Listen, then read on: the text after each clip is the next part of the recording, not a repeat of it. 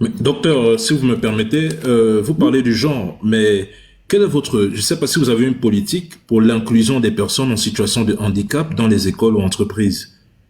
Absolument. Nous devons nous assurer, il y a une chose, personne d'entre nous n'est né sans ceux qui n'ont aucune réduction de mobilité. Nous ne sommes pas nés comme ça parce que nous avons passé un concours. C'est un événement naturel. Certains même, c'est à cause des accidents au moment de la naissance qui se sont retrouvés avec une réduction de leur mobilité ou de leur capacité. Nous devrons nous assurer de deux choses. Un, exactement comme nous sommes en train de régler la question des femmes, nous assurer que dans le cadre des emplois, nous sécurisons une partie des emplois pour ces personnes-là.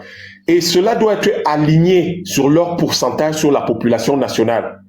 Si nous avons 0,5% de la population qui est en situation de handicap, nous devons nous assurer que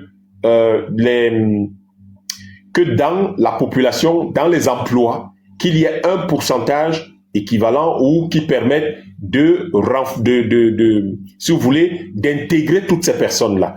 Le pays gère la satisfaction des besoins de tout le monde.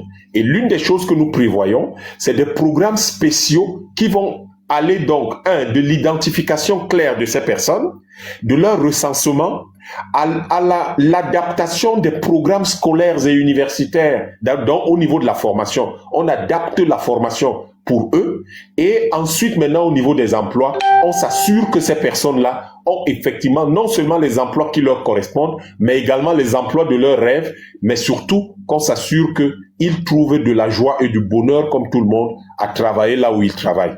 C'est toutes ces politiques, c'est ces programmes que j'ai appelés dans mon projet des programmes spéciaux qui concernent ces personnes-là.